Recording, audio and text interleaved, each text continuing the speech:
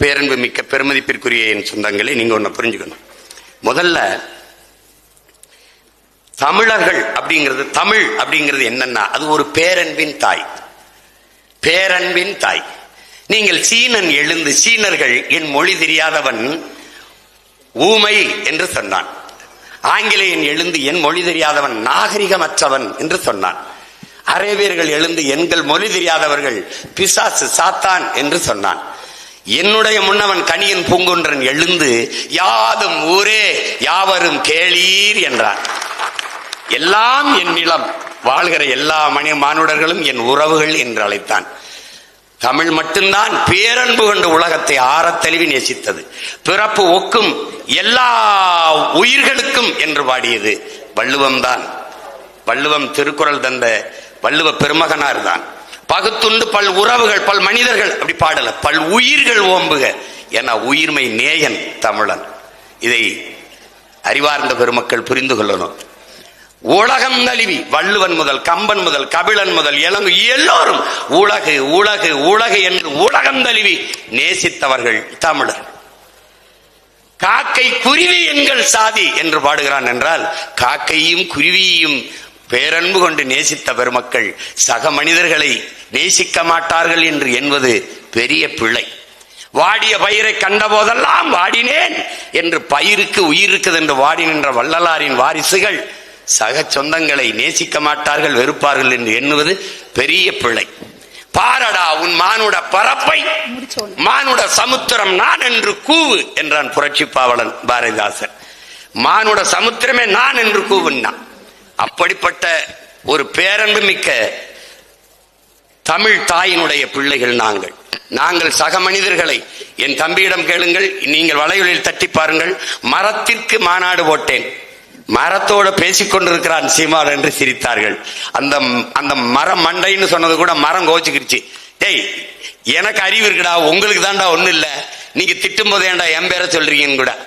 நீங்க எல்லாம் கவனிங்க, மரம் என்றால் என்னவென்று தெரியாதவர்களை எப்படி நீங்கள் ஏற்கிறீர்கள்? மரத்திற்கு மாநாடு போட்டேன், ஆடு மாடுகளுக்கு மாநாடு போட்டேன், மலைக்கு மாநாடு போட்டேன், ஆற்றுக்கு மாநாடு போட்டேன், கடலுக்கு மாநாடு போட்டேன், தண்ணீருக்கு மாநாடு போட்டேன். ஆடு மாடு புல்லு பூண்டு நாய் நரி கொக்கு குருவி காடு மலையெல்லாம் நேசிக்கிற இந்த பிள்ளைகள் சக உறவுகளை நேசிக்க மாட்டோம் என்று நீங்கள் நினைப்பது எப்படிப்பட்ட பிள்ளை? வந்தேரிகள் என்ற சொல்லை ஒருபோதும் தமிழின பிள்ளைகள், குறிப்பாக நாம் தமிழர் பிள்ளைகள் உச்சரிக்க மாட்டார்கள். எங்கள் மீது இருக்கிற காழ்ப்புணர்ச்சி எங்களை வந்தேரி என்று சொல்லிவிட்டார்கள், வந்தேரி என்று சொல்லிவிட்டார்கள்.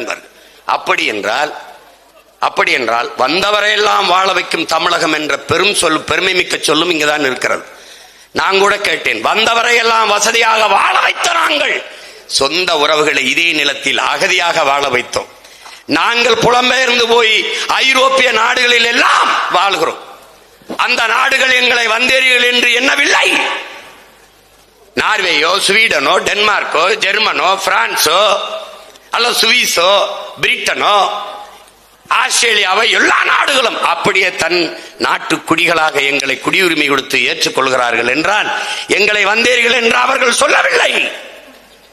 அந்த இனத்தின் பிள்ளை எப்படி இன்னொரு இனத்தை வந்தேரிகள் என்று சொல்வோம்?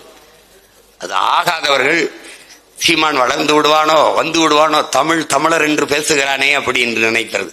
அப்படி இல்லை, அப்படி இல்லை. நீங்கள் எப்படி அரசியல் அதிகாரம் கேட்டு, அங்கீகாரம் கேட்டு நீங்கள் போராடுகிறீர்களோ அப்படி போராடி கொண்டிருக்க பிள்ளைதான் நாங்களும். எங்களுக்கும் இல்லை, நீங்க நினைக்கிறது இல்லை நாங்க இது தமிழ்நாடு, தமிழனுக்கு அதிகாரம் இருக்கு. ஐயோ, சத்தியமா கிடையாது. அதை நீங்க தெரிஞ்சுக்கணும். நீங்களாவது இவ்வளவு கூட்டமா இருக்கிறீங்க, நாங்க ஒத்தையா இருந்து சின்ன சின்ன பசங்களா இருந்து போராடிட்டு இருக்கோம். உங்களுக்கு புரியுதா? இங்கேயாவது பாருங்க, இவ்வளவு பெரியவங்க இருக்காங்க. எங்க இதுல உட்காருக்கும் போது நான் மட்டும்தான் பெரிய ஆளா இருப்பேன், எல்லாம் சின்ன சின்ன பசங்க. சொல்லுங்கடா டேய், எங்க அவன் எங்க நின்னு எங்கடா நம்ம ஆளுங்க இங்க இருக்காம பாருங்க, இவன் தான் எங்கள்ல பெரிய ஆளு, பாத்துக்கிறங்க. அதனால நாங்க எப்படி சொல்றது, புறக்கணிக்கப்பட்ட நிராகரிக்கப்பட்ட இனத்தின் மக்கள். அதுல என்ன நாங்க முடிவெடுக்கிறோம்? எந்த இடத்தில் நீ நிராகரிக்கப்படுகிறாயோ அந்த இடத்தில் தவிர்க்க முடியாத ஒருவனாக எழுந்தனில், அதான் சாதனை. இப்ப தேர்தலில் நாங்க போட்டியிடுறோம்ல, எங்களை போட்டியிலே வைக்க மாட்டான். நீங்க வேணா குறிச்சு வச்சுக்கிறீங்க, எங்களை சேர்க்க மாட்டான். அது மும்முனை போட்டி, அந்த முனை போட்டி, எங்களை மற்றும் பலர் மற்றவையில வைப்பான். நீங்க வேணா நான் சொல்லிட்டு போறேன், இந்த தேர்தலில் இப்ப 26 தேர்தலில் பாருங்க, மற்றவையில தான் நாங்க இருப்போம். இவன் 10 வருஷமா எங்களை மற்றவைகளே வச்சு இப்ப நாங்க வளர்ந்துகிட்டே தான் இருக்கோம். அப்ப என்ன அர்த்தம்? அவன் எங்களை நிராகரிக்க பாப்பான். எந்த இடத்தில் உன்னை தவிர்க்கிறானோ, புறந்தல்கிறானோ, நிராகரிக்கிறானோ, அங்க தவிர்க்க முடியாதவனாக எழுந்து வா. அதான் இங்க.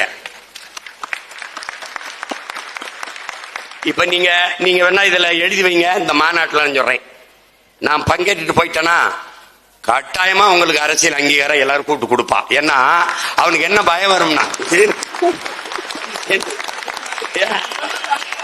என்ன பயம் வரும்னு கேளுங்க. என்னன்னு கேளுங்க. இருங்க முடிச்சுக்கிறேன். என்னன்னு கேளுங்க. நான் வரலைன்னா நம்ம கொடுத்தாலும் கொடுக்கலைனாலும் நமக்கு போட்டுருவாங்க. ஆனா இப்போ எல்லாரும் சீமானுக்கு போட்டுருவாங்கன்னு பயந்து என்ன பண்ணுவான், அவ கொடுத்துருவான். ஏய் மொத்த பேரும் சீமானுக்கு போட்ட போறாங்கப்பா. அவன் வேற. என் தம்பிக்கு 2021லயே சீட்டு கொடுத்தேன். நான் அவனுக்கு சீட்டு கொடுத்துருக்கதே ரொம்ப பேருக்கு தெரியாது. நான் போய் சௌராஷ்டிரா மக்களுக்கு சீட்டு கொடுத்துருக்கேன், தயவு செய்து போடுங்க அப்படியா சொல்ல முடியும்? எங்களை ஏன்னு கேளுங்க, கட்சியாவே அவங்க டிஎம்கே ஏடிஎம்கே, திமுக அதிமுக 2 இல்ல பாரதிய ஜனதா காங்கிரஸ், இது கொடுத்துருக்கா கொடுக்கல. அப்ப எங்களை கட்சியிலே கணக்குல சேர்க்கல. இதுக்கு முன்னாடி நீங்க மாநாடு போட்டிருப்பீங்க, என்னைய கூப்பிட்டீங்களா? கூப்பிடல. ஏன்னா எனக்கு தெரியல.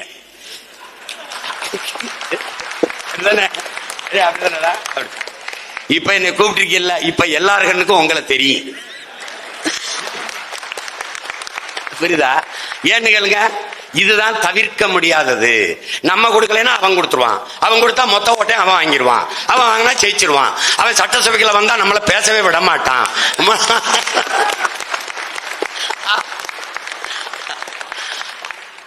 அவன் கேள்வி கேட்பான், நம்மகிட்ட பதிலே சொல்ல முடியாது.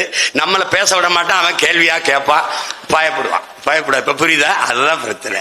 அப்போ சண்டை போடணும், யார முன்னாடி வச்சு போடணும்னு முடிவு பண்ணி போடணும். அதான் இங்க இருக்கிறது.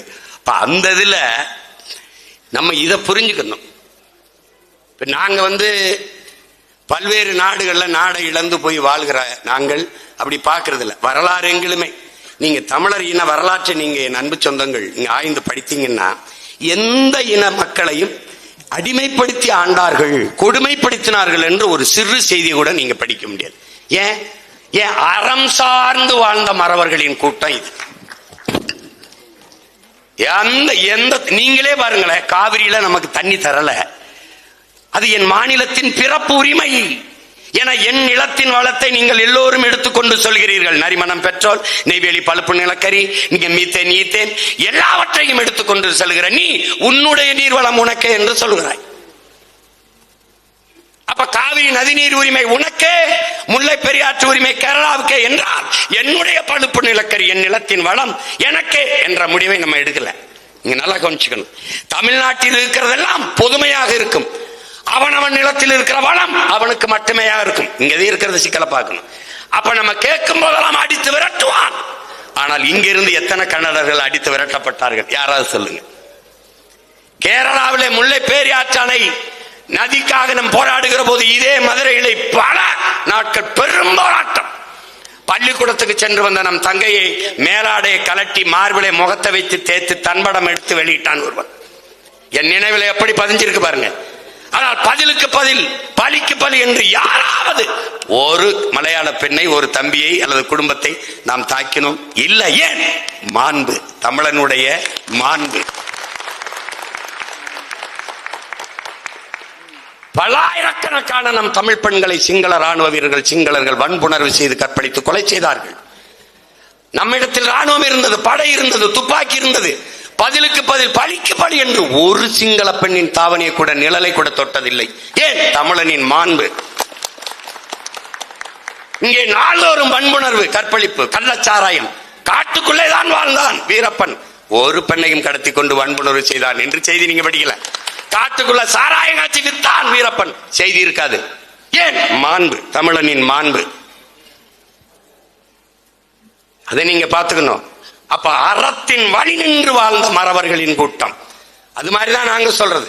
நாம் தமிழர் கட்சி எல்லா மக்களுக்கும், அரசியல் எல்லா உயிர்களுக்கும், தலைமை அதிகாரம் எப்போதும் தமிழர்களுக்கு. ஏன் இந்த ஒரு நிலம்தான் எனக்கு இருக்கு, அதை கொடுத்துட்டா என் மொழி, என் கலை, என் இலக்கியம், என் பண்பாடு, என் மலை, என் கடல், என் ஆறு, என் ஏரி, என் காடு, என் பிள்ளைகளின் கல்வி, என் பிள்ளைகளின் வேலை வாய்ப்பு, என் தாய் தந்தையரின் மருத்துவம், இதை எதை பற்றியும் அவன் கவலைப்பட மாட்டான். ஏன் கவலைப்படல? மலை நான் பார்க்கிற போது என் பூமி தாயின் மார்பு, மலை மார்பில் இருந்து அருவி, அருவியில் இருந்து ஆறு, ஆறில் இருந்து நீர், நீரில் இருந்து சோறு, சோறுல இருந்து வயிறு, வயிறில் இருந்து உயிர், வாழ்க்கை நான் பார்க்கிறேன்.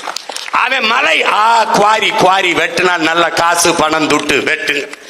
என் பூமி தாயின் மாறை அறுத்து ரத்தம் குடிக்கிறான், நான் வருந்துறேன். மரம் மண்ணின் வரம், மரம் என் மூச்சு. உலகில் எல்லா உயிரினங்களும் நற்காற்றை, அதாவது ஆக்சிஜனை சுவாசிட்டு கார்பன் டை ஆக்சைடை, கரியமில வாயுவை வெளியிடுது, உயிர் காற்றை சுவாசிட்டு. மரம், செடி, கொடி, தாவரங்கள் தான் என் அன்பிற்குரிய சொந்தங்களே கெட்ட காற்றை, கார்பன் டை ஆக்சைடை சுவாசித்து விட்டு ஆக்சிஜனை வெளியிடுது. அந்த மரம் இல்லை என்றால் உலகில் எந்த உயிரும் இல்லை. அப்ப மரம் என் உயிர், மரம் என் மூச்சு, மரம் நிழல், மரம் மழை, மரம் பறவை பட்சிகளின் கூடு. இப்படி நான் சிந்திக்கிறேன். மரம் காசு பணம் துட்டு வெட்டுறான். எப்படி? மரத்தை பூரா வெட்டி ரோட்டை போட்டு பசுஞ்சோலை சாலை, பசுமை சாலை என்று பெயர் வைத்துட்டு போறான். மரத்தை பூரா வெட்டி சாச்சிட்டு தூய காற்றுக்கு, நல்ல ஆக்சிஜனுக்கு 4500 கோடியை நிதி அறிக்கையில், நிதிநிலை அறிக்கையில, பட்ஜெட்ல தாக்கல் பண்றான். எங்க போயிட்டு இருக்கு? எங்க போயிட்டு இருக்கு? மரத்தை நீ வெட்டிட்டா நான் நட்டு வச்சு வளர்த்துருவேன், நீரை நீ உறிஞ்சிட்டா போத்தல் அடைச்சு கொண்டு வரான், நான் தடை செஞ்சிருவேன், தேக்கி வச்சுட்டு செத்து போவேன், என் பிள்ளைய உறுப்பு எடுத்து குடிச்சுக்குருவான். ஆனா மலையை, மணலை, ஆறை நீங்கள் மனச்சான்றில் கை வைத்து சொல்லுங்கள். வைகை ஆறு உயிரோட இருக்குதா? இருக்குதா? யாராவது சொல்லி இருக்குதா? ஆற்றுக்கு நடுவிலே ஆடு மாடு மேயுது என்றால் ஆறு செத்துருச்சு. மதுரை மாநகரின் கழிவு நீரும் காவா நீரும் ஓடுகிற, சாக்கடை நீர் ஓடுகிற காவாயாக மாற்றிட்டீர்கள். எத்தனை எத்தனை ஆயிரம் ஆண்டுகளாக இருந்தா ஆறை கொலை செய்த பாவிகள். மணலை அள்ளி தின்னுட்டவன, மணல் போயிட்டவன மண் வந்துருச்சு, மண் போயிட்டவன புல்லு புண்டு முளைச்சிருச்சு, எல்லா கழிவையும் கொண்டு அதுல கொட்டி சாக்கடை குழியாக்கிட்ட. நீ எப்படி இப்படி தோண்டுனா? எங்க ஊர் பரமக்குடி ஆத்துல நாங்கெல்லாம் அப்படி ஓடுகால் சின்னதா ஒரு வாளிட்டு தண்ணி வச்சுட்டு போய் குளிச்சுட்டு போவோம். இப்படி மண் வெட்டி வச்சு சின்னதா ₹1 கொடுத்தா குளிக்க விட்டுருவாப்ல. இன்னைக்கு எங்க இருக்காரு? மணல் எங்க இருக்கு? வெத்து தின்ட்ட. அதை பற்றி ஏன் கவலைப்படுவான்? நான் கவலைப்பட. ஏன்? இந்த மண்ணின் மகன் அவன் கவலைப்பட மாட்டான். ஏன்? அவன் நிலம் இல்ல, அவன் நிலம் இல்ல. அதனாலதான் நான் என்ன சொல்றேன், தலைமை அதிகாரம். என் மொழி சிதைந்து அழிந்து போனது, செத்துருச்சு. தமிழ் பேச தெரியாது, எழுத தெரியாது, படிக்க தெரியாது. 3 தலைமுறை வந்துடுச்சு. நீங்கள் மாநாடு முடிச்சு வெளியில போங்க, ஏதாவது கடத்தருவில் எந்த இடத்துல அது தமிழ்ல சங்கமிச்சு தமிழ் வளத்தை ஏதாவது இடத்துல தமிழ்ல விளம்பர பலகை, பேர் பலகை எழுதியிருக்கா என்று பாருங்க. செத்துருச்சு தமிழ். ஒரு இனத்தை அழித்து விட்டார்கள். அந்த வழியில் பிறந்த மகன் என்ன செய்ய முடியும்? வேற வழி கிடையாது. எனக்கு அதிகாரத்தை கொடு, என் தாய் சாக கிடக்கிறாள், காப்பாற்றணும். அதுக்குதான் போராடுறோம். அதனாலதான் என்ன சொல்றோம், நாம் தமிழர் கட்சி எல்லா மக்களுக்கும், உங்களுக்கு மட்டும் இல்ல, மலையாளி, கன்னடரு, தெலுங்கரு, எனக்கு தண்ணிதரமா இருக்கிற கன்னடரு இருக்கிறார் கட்சியில. நான் கூட சொன்னேன், ஒபாமா வந்தா கூட சேர்த்துக்கிறோம் கட்சியிலடான்னு கூட சொன்னேன். நமக்கு ஒண்ணும் கிடையாது. ஏன்னு கேட்டால், என் அன்பு சொந்தங்களே, நீங்க ஆளை கவனிக்கணும். உடம்புல எங்க காயம்பட்டாலும் முதலில் கண்ணுதான். அது மாதிரி உலகில் எங்க காயம்பட்டாலும் தமிழர் மண் அழும். அழுது அழும். அது மாதிரி இப்ப உங்களுக்கு ஒரு பிரச்சனை, உரிமை பிரச்சனை என்றால் முதலில் இந்த மகன் ஓடி வந்து நிற்பேன் என்கிற நம்பிக்கை உங்களுக்கு இருக்கணும். நீங்கள் என்னை ஆதரிப்பீர்கள், நீங்கள் என் கூட வருவீர்கள், நீங்கள் எனக்காக நிற்பீர்கள் என்பதற்காக நானும் என் தம்பிகளும் வரவில்லை. எதற்காக வந்தா? நாங்கள் உங்களோடு நிற்கிறோம் என்பதை உணர்த்துவதற்காக வந்தோம். எத்தனையோ ஆசிரியர்கள் போராட்டம், எத்தனையோ நெசவாளர்கள் போராட்டம், எத்தனையோ உழவர்கள் போராட்டம், எத்தனையோ மீனவர்கள், எத்தனையோ மாணவர்கள், எத்தனையோ மருத்துவர்கள், எவ்வளவோ செவிலியர்கள், எவ்வளவோ எல்லா போராட்டத்திலும் பங்கேற்றிருக்கிறோம். அவர்கள் எங்களுக்கு வாக்கு தருவார்கள் என்பதல்ல. ஏன் நாங்கள் வாக்குக்கானவர்கள் அல்ல, என் மக்களின் வாழ்க்கைக்கானவர்கள், ஓட்டுக்கானவர்கள் அல்ல, இந்த நாட்டுக்கானவர்கள். தமிழ்நாட்டில் சௌராஷ்டிர மக்கள் அரசியல் உரிமை பெற்று அதிகாரம் பெற்று பாதுகாப்பாக வாழ்கிறார் என்றால் அதை விட ஒரு தமிழ் மகனுக்கு பிறவி பெருமை எதுவும் இருக்க முடியாது. எந்த நாட்டிலே, என் அன்பு சொந்தங்களே, எந்த நாட்டிலே உழவர் குடி போற்றப்படுகிறான், நெசவு குடி போற்றப்படுகிறான், ஆசிரியர் பெருமக்கள் போற்றப்படுகிறானோ அதுதான் நாடு. அறிவை வளர்க்கும் செல்வத்தில் ஆகச் சிறந்த செல்வம் அறிவு. ஒரு நாட்டில் இருந்து இன்னொரு இடத்திற்கு செல்லும் போது மன்னனுக்கு கூட மதிப்பு இருக்காது, கற்றவனுக்குத்தான் மதிப்பு இருக்கும் என்கிறார் அறிவு மூதாட்டி அவ்வை. கற்றவருக்கு சென்ற இடமெல்லாம் சிறப்பு என்கிறார். தொட்டனை தூரும் மணற்கேணி மாந்தற்கு கற்றனை தூரும் அறிவு. அறிவைத்தான் போற்றுகிறார், அறிவு செல்வம். அந்த செல்வத்தை வழங்குகிற பள்ளி கல்லூரிகளை கணக்கில்லாது நிறுவி படிக்க வைத்துக் கொண்டிருக்கிற பெருமக்கள் சௌராஷ்டிர பெருமக்கள். உங்களுக்கு பல்கலைக்கழகம் இல்லை, பரிந்துரைக்கிறீர்கள். உங்கள் பிள்ளையிட்ட அதிகாரம் இருந்தால் அடுத்த நாள் பல்கலைக்கழகத்தை நீங்கள் எந்த இடத்தை சொல்றீங்களோ தொடங்குறதுக்கு அனுமதி. இப்ப நீங்க சீட்டு நீங்க நிக்க யாரும் வரல, அதனால என் தம்பி கும்பகோணத்துல ஆனந்த தொடர்ச்சியா நிறுத்திக்கிட்டு இருக்கேன். நீங்க வந்திருந்தீங்கன்னா எங்களுக்கு நிறுத்துறதுக்கு இது இல்லையா, எல்லாருக்கும் நிறுத்துறோம், எல்லாரையும் நிறுத்துறோம், எல்லாருக்கும் வாய்ப்பு கொடுத்துருக்கோம். அவங்க எங்களுக்கு போடுவாங்கன்னு இல்லை, எங்கள் பிறவி கடமை, அதனால செய்யறோம். பெண்களுக்கு 117 இடம் கொடுப்பது பெண்கள் வாக்கெல்லாம் எங்களுக்கு பெண்கள் வாக்கெல்லாம் போட்டு விடுவார்கள் என்பதற்காக அல்ல, பிறவி கடமை. பெண்மையை போற்றாத எந்த நாடும் பெருமை அடைந்தது இல்லை, பெருமை அடைந்தது இல்லை. பெற்ற தாயை மதிக்காதவன், உடன் பிறந்த ரத்த உறவுகளான அக்கா தங்கையை மதிக்காதவன் எப்படி மனிதனா இருக்க முடியும்? அதனாலதான் ஆணுக்கு பெண் சமம் என்பதில்லை, ஆணும் பெண்ணும் சமம். சமம் என நிகரென கொள்கின்றான், சம நிகரென கொள்கிறான் பாரதி. எங்கள் தலைவர் ஆணுக்கு பெண் சமம் இல்லை, ஆணும் பெண்ணும் சமம் என்று கற்பித்தார். அதனால 117 பெண்கள், 117 ஆண்கள். நாங்க தொடர்ச்சியா சரியாதான் செய்யறோம். என் மக்கள் நீங்க தான் சரியானதை செய்யாம எளிதானதே செய்றீங்க. கூட்டமா நிக்கிறவனுக்கு ஓட்டு போட்டா வென்றுவான்னு நினைக்கிறீங்க, கூட்டமா கூடி போய் திருடுனா சரின்னு நினைக்கிறீங்க. 10 பேர் சேர்ந்து கொலை பண்ணா சரி, ஒருத்தன் ஒரு பம்பை கொலை பண்ணா தான் கொலைன்னு நினைக்கிறீங்க. பிரச்சனையே இங்க அதான் வருது. அப்ப நீங்க என்ன பண்ணணும்? சரியானதை தேர்வு செய்ய கற்றுக்கணும். அரசியல் விழிப்புணர்வு கொள்ளணும். என் தம்பி ஆனந்த் சொல்ல போல படித்த இளைஞர்கள் நீங்களே அரசியல் செய்ய வரவில்லைன்னா எப்படி நாடை எப்படி சரி பண்ணுவீங்க? அச்சம் எதற்கு? அரசியலை கற்பிக்காதது எப்படி கல்வியா இருக்க முடியும்? அரசியலை விட சிறந்த கல்வி எதுவாக இருக்க முடியும்? ஏன் அரசியல் அவசியம்? அரசியல் ஒரு வாழ்வியல். ஏன் வாழ்வியல்? ஒரு மனிதனின் பிறப்பில் இருந்து இறப்பு வரை எல்லாவற்றையும் தீர்மானிப்பது அரசு, அரசை தீர்மானிப்பது அரசியல். பிறப்பு சான்றிதழ் அரசு, இறப்பு சான்றிதழ் அரசு, இடையில் எல்லாம் என்ன படிக்கணும், என்ன கல்வி, ஆந்திராவில் போய் வேலை பார்க்கணும், தீர்மானித்தது அரசு. இந்த வயசில் ஓய்வு பெற வேண்டும், தீர்மானித்தது அரசு. எந்த ஊரில் வேலை, என்ன சம்பளம், பணியிட மாற்றம், பணி உயர்வு, எல்லாவற்றையும் தீர்மானிப்பது அரசு. உன் வாழ்வில் எல்லாவற்றையும் முடிவெடுப்பது அரசு.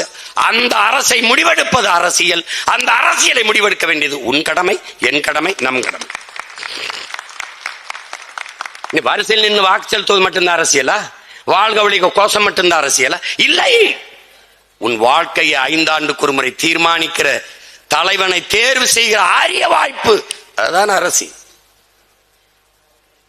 அரசியல் வேண்டாம் என்று நீங்கள் விலகி நின்றால் வானமே இல்லாத பூமியில் வாழப் போகிறேன் என்பது எப்படி வேடிக்கையானதோ அப்படி வேடிக்கையானது. ஒரு மனிதனின் உடலில் இருந்து உயிரை பிரிப்பதும் அவன் வாழ்வில் இருந்து அரசியலை பிரிப்பதும் ரெண்டும் ஒன்றுதான். அதனால் படித்த இளைஞர்கள், தங்கைகள், தம்பிகள் துணிந்து முன்வர வேண்டும். களம் இதோ உங்கள் முன்பு பிறந்தவன், உங்களுக்கு முன்னால் நிற்கிறேன், இருகரமும் விரித்து எத்தனை பேர் வேண்டாலும் வர வேண்டும். கட்சியில் பொறுப்பில் எல்லாருக்கும் பொறுப்பு கொடுத்திருக்கு. அப்ப நீங்க எங்க வாய்ப்பு இருக்கோ அங்க வரணும். அதை விட்டு அந்த கட்சி கொடுக்குமா, இந்த கட்சி கொடுக்குமா, அந்த கட்சி கொடுத்தா தான் ஜெயிக்க முடியும், அப்படி இல்ல. ஜெயிக்கிற பக்கம் நிக்க வேண்டும் என்று நினைப்பவன் அல்ல வீரன். தான் நிக்கிற பக்கத்தை ஜெயிக்க வைக்கிறவன் எவனோ அவனே வீரன். அப்ப நீங்க சரியானதை செய்ய பழகுங்கள். எது சரி, எவன் வந்தால் நாடு சரியா இருக்கும். நான் மட்டும் நல்லா இருப்பதல்ல, நாடே நல்லா இருக்கணும். யார் வந்தால் நல்லா இருக்கும்? எவன் வந்தால் நல்ல காற்று, நல்ல குடிநீர், பயணிக்க பாதை, படிக்க கல்வி, பார்க்க மருத்துவம், பார்க்க வேலை, வேலைக்கு சம்பளம். எவன் வந்தால் நாடு மக்களும் பாதுகாப்பாக இருக்க முடியும். அதை சிந்தியுங்கள். இன்னைக்கு நேத்தா பேசி வச்சிருக்கு, 15 ஆண்டுகளா பேசுறோம், பேசிக்கிட்டு வரோம். இன்னும் ஆழ்ந்து கவனிங்கள், இன்னும் கவனிங்கள். அதற்கப்புறம் ஒரு தெளிவு வரும். இதுதான் சரியான அரசியல், அங்க பயணிங்க. இதனால அதிகாரத்தில் இருப்பவனே தொடர்ந்து இருப்பான்னு இல்ல. தயங்கி தயங்கி நீங்க ஆதரிக்கல. அப்பவே நாங்க இப்படி ஏறி ஏறி வரோம். எல்லாரும் ஆதரிச்சிருந்தா முதல்ல பெரிய மாறுதல் வந்திருக்கும். எப்பவும் மாற்றிருக்கலாம். இந்த மாநாடு தேவைப்பட்டிருக்காது, எல்லாம் நடந்திருக்கும். இன்னும் உங்க கோரிக்கை என்ன? அரசியல் அங்கீகாரம் வேணும், அரசியல் அதிகாரம் வேணும். இதுதானே பெரிய விஷயம். உங்களுக்கு முன்னாடி நான் போராடிக்கிட்டு இருக்கேன். அதே அரசியல் அதிகாரத்திற்கு, அரசியல் அங்கீகாரத்துக்கு தான் போராடிட்டு இருக்கோம். அப்ப போராடனோட சேர்ந்துதான் போராட வரணும். புரியுதா? சும்மா போயிட்டு திரும்பி திரும்பி அவன் தர மாட்டான். அப்ப அவனுக்கே அதிகாரத்தை கொடுத்துட்டு தாங்க. எப்படி மாநில அரசு என்ன செய்யும்? எல்லா வரியும் அவனுக்கு கட்டிடும். மத்திய அரசு, இந்திய அரசு, இந்திய ஒன்றிய அரசுக்கு வருவாய் பெருக்கத்துக்கு ஒண்ணும் இல்ல. உங்களுக்கு நான் சொல்லி தெரிய வேண்டியதில்லை, எல்லாம் கற்றறிந்தவர்கள். ஒண்ணும் இல்ல. மாநில அரசுகளின் நிதி தான் மத்திய அரசின் நிதி. இவன் மொத்தமா கொடுத்துருவான். சரக்கு மற்றும் சேவை வரி எல்லா வரியும் கொண்டு போய் வச்சிருவான், கூச்சி வச்சுக்கிடுவான். பேரிடர் காலங்கள்ல ஒரு 500 கோடி கொடுங்களேன். மத்திய அரசு நம்ம கேட்ட நிதியை தராது. அதனால் நம்ம ரொம்ப வாத்தியார்களுக்கு சம்பளம் போட முடியவில்லை. எப்படி இருக்கு பாருங்க. நான் கூட கேட்டது, கவர்மெண்டா கந்துவட்டி கிடையாடா, எல்லாத்தையும் எடுத்துக்கிட்டு வச்சுட்டு கேட்டா தரமாட்டேங்கிறாங்க. அவன் எடுத்துக்கிட்டு தரமாட்டான். அது மாதிரி நீங்க எவனுக்கு வாக்கு செலுத்தி வலிமையை கொடுத்த அரசியல் அதிகாரத்தை கொடுக்கிறீங்களோ அவன் இதுவரை தரவில்லை. அப்ப என்ன பண்ணணும்? தருகிற ஒரு அதிகாரத்தை நீங்க நிறுவனம். அதான் இங்க இருக்கிறது. இப்ப இதுவரை எத்தனை பேர் வந்து பேசிட்டு போயிருப்பாங்கல்ல. இப்ப இந்த பேச்சு எங்க போகுது, எப்படி வருது, எப்படி வேலை செய்யுது. இந்த மாநாட்டுக்கு தலைமையேற்றவர் யாரு? அவர் எப்படி உங்களுக்கு தெரியும்? அவர் எப்படி கூட்டிட்டு வந்தீங்க? இனிமேதானே உங்களுக்கு இருக்கு தொல்லை. அவன் எப்படி வந்தான், ஏன் வந்தான், என்ன அவனை எப்படி பேச விட்டீங்க? இந்த மண்டபத்துக்காரருக்கு எப்படி மாநாட்டுக்கு அவருக்கு அனுமதி கொடுத்தீங்க? என்ன இதான் நடந்திருக்கு, இதுதான் நடக்கும். நடந்தது, நடவாது, இறந்தது, இரவாது அனைத்தும் யாம் அறிவோம். அது மாதிரி நீங்க பாத்தீங்கன்னா எதை திறந்தாலும் சீமான் சீமான் சீமான் கத்துவான். அப்ப கூட நான் சொல்ல, பாடும் பரம்பொருள் சிவன் அல்ல, இப்ப சீமான் தான். அவன் பேரன் சீமான் தான். பேசிக்கிட்டே இருப்பான். அது மாதிரி இப்ப இதுக்கு கடுமையா வேலை செய்யும். ஏங்க அவங்களுக்கு சீட்டு கொடுக்க மொத்த பேர் சீமானுக்கு போட்டு விட்டுற போறாங்க. அப்ப 2-3 தொகுதி மொத்தமா தோத்து போயிருவோம்ங்க அப்படின்பா. அதனால இந்த மாநாடு வெற்றி தான்.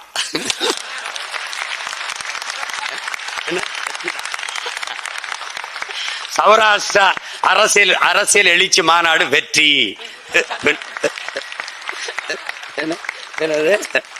எங்க சரிதானடா நடந்துருச்சு. அப்ப நீங்க மகிழ்ச்சியா இருக்கலாம்.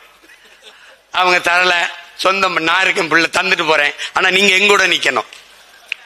அப்புறம் சீமா கொடுப்பான், அது ஜெயிக்குமா அப்படிலாம் கேட்டா அது சரியா வராது. அது சரியா வராது. அதை திரும்ப திரும்ப இதுக்கு மேல எல்லாம் என்னால பேச முடியாது. ஆமா, நீங்க புரிஞ்சுக்கணும். அதனால எப்பவுமே ஒருங்கிணைந்து நிற்பதில் தான் நம்ம வலிமை பெற முடியும். எப்பவுமே நீங்க இந்த மக்கள் எல்லாம் நமக்கு வாக்கு செலுத்த மாட்டார்கள், இந்த வாக்கு வராதுன்னா அந்த வாக்கை எப்படி பெறுவதுன்னு சிந்திப்பான். அப்ப சிந்திப்பான். அவன் என்ன கோரிக்கை வைக்கிறான்? அவன் அரசியல் அதிகாரம் கேட்கிறான், அவனுக்கு என்ன பல்கலைக்கழகம் கேட்கிறான், அவனுக்கு என்ன பாதுகாப்புக்கிறான். அது இந்தா அப்படின்னு நீங்க கொடுத்தாதான் அந்த வாக்கை நம்ம பெற முடியுங்கிற நிலைமையை நீங்க உருவாக்கி விட்டால் வென்றலாம். இல்லைன்னா இந்த மாநாடுல இன்னும் 100 மாநாடு போட்டாலும் பயனில்லை. அப்ப ஒற்றுமையா நீங்க இருங்க, உங்க கூட நாங்க இருக்கோம், போராடி வெல்லுவோம். ஏன்னா நீங்களும் அரசியல் அதிகாரம் கேட்கிறீங்க, நாங்களும் அதுக்காக தான் போராடுறோம். போராடுற எல்லாரும் ஒன்னா சேர்ந்து போராடி வெல்லுவோம். அதுதான் இருக்கிற வாய்ப்பு. எனவே இந்த மாநாட்டிலே பங்கேற்று இருக்கிற என் பாசத்திற்குரிய சொந்தங்கள், என்னிலும் இளைய எதிர்கால நம்பிக்கைகளா இருக்கிற என் தம்பி தங்கைகள், இங்கே அழகு தமிழிலே புரட்சி பாவலர் பாக்களை பாடிய என் தங்கை, இங்கே தலைவர் பெருமகனா இருக்கிற ஐயா கிஷோர் சுரேந்திரன், தொகுப்பாளர் அவர்கள் எல்லாருக்கும் என்னுடைய அன்பும் வாழ்த்துக்களும். உங்கள் மாநாட்டினுடைய நோக்கம் வெற்றி பெறும் நான் வாழ்த்துகிறேன்.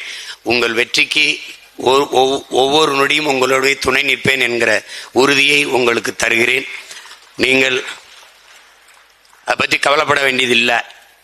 இப்ப கோரிக்கை நான் அவங்க சொல்லும் போதே சொன்னா, எப்பவும் உங்க கூட நிக்கிறேன், நீங்க எங்கூட நிப்பீங்கிறதுக்காக நிக்கல. இது என் பிறவி கடமை, அதை செய்ய நான் உங்க கூட நிக்கிறேன். நீங்க நம்பிக்கையோட இருங்க. மாநாடு வெல்லும், நம்ம கோரிக்கைகளை சேர்ந்து நிறைவேற்றுவோம். உங்க எல்லோருக்கும் என்னுடைய அன்பும் வணக்கமும். புரட்சி எப்போதும் வெல்லும், நமது வெற்றி அதை சொல்லும். கோரிக்கைகள் நிறையும் வரை, கோரிக்கைகள் நிறைவேறும் வரை கோடிக்கைகள் இணைந்து போராடுவோம். போராட்டமே வாழ்வின் இருத்தலை உறுதி செய்கிறது. போராடும் போதுதான் மனிதனை பிறக்கிறான். போராடுவோம், வெற்றி பெறுவோம். நன்றி, வணக்கம். நாம் தமிழர்.